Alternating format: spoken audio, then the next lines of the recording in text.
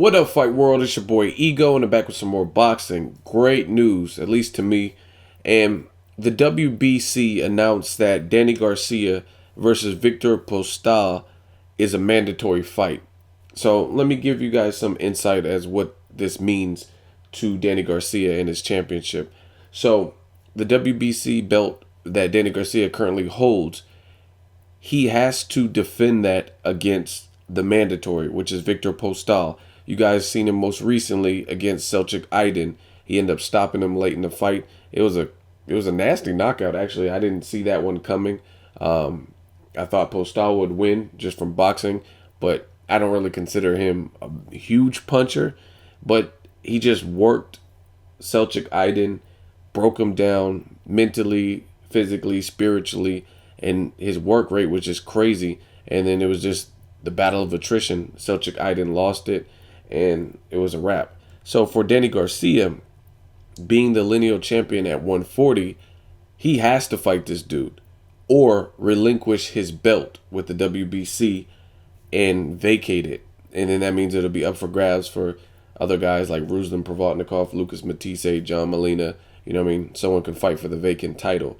And I like this. And I wish boxing we would see more of this. Just really put the pressure to these champions and kind of force them to fight their mandatories, especially a Danny Garcia who had a tough schedule but recently fought Rod Salka, a fight that we all knew the outcome. We all knew what it was going to be like. Nobody requested that. Nobody wanted to see that. You brought a guy up. You did what you did with him and demolished him like expected.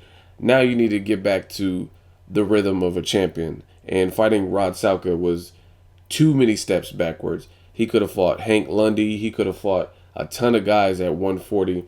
And I said this time and time again, the worst thing about a champion, especially if you're a lineal champion, but a champion in general, not fighting good competition when they are in a stacked division. There's just absolutely no excuse for it. And Danny Garcia says he believes he beat Mauricio Herrera by 8 rounds, which I totally disagree with. But if he really believes that, why not give the motherfucker a rematch? Herrera still looked good. He fought like a true champion in his last fight against Perez. He fought with the flu. He looked good in that fight.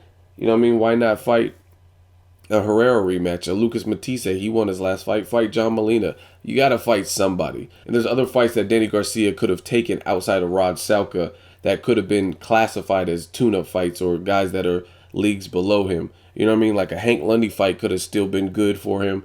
Kareem Mayfield, who took losses, Thomas Delorme, and the list goes on and on. So I'm glad the WBC is stepping up. And again, if they can't come to terms with Viktor Postol's promotional company and agree on a deal by September 12th, I believe it is, then this fight goes up for a purse bid, meaning the highest bidder wins and that kind of stuff. So it's really do or die. It's do or die for Danny Garcia. And if he chooses to vacate this belt, he's already getting ridiculed with the Rod Salka shit and the Al Heyman matchmaking in that whole scenario. If he chooses to vacate his belt as opposed to fighting his mandatory, that's pussy.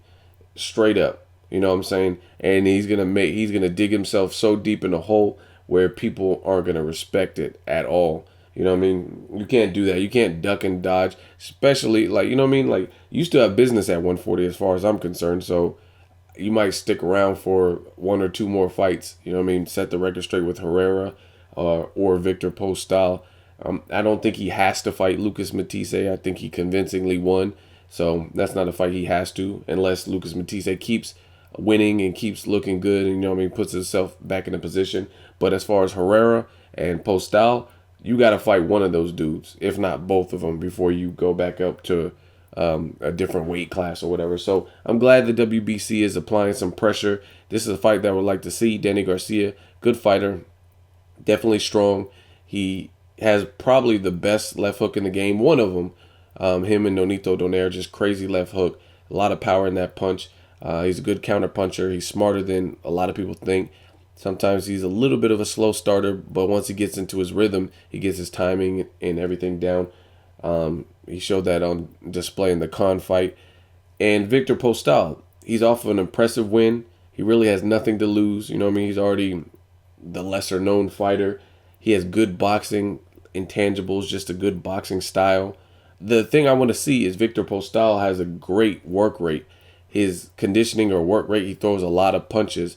I want to see how someone who's slower, Danny Garcia is not a speedster. I want to see how he responds to someone throwing, 800,000 punches. How is he going to deal with that? Being a counter puncher. Sometimes that could be difficult. So it's an interesting matchup. And I think just off the eye test, I would say Postol has some kind of height or reach advantage. He just looks taller and like he has a longer reach than Danny Garcia. So it's a great fight. And I'm glad that they're putting it to mandatory. So we'll see what Danny Garcia's next move is. Again, if he chooses to vacate as opposed to fight the man he's supposed to fight, that's straight pussy. And I know a lot of people complain in other scenarios, like let's say Floyd Mayweather versus Robert Guerrero, but that was his mandatory, and he took on that challenge. You know what I mean? Whereas a lot of guys don't. Let me know what you guys think of this potential matchup. And make sure you like the video. As always, hate, comment, or subscribe. Till next video, it's Ego signing off.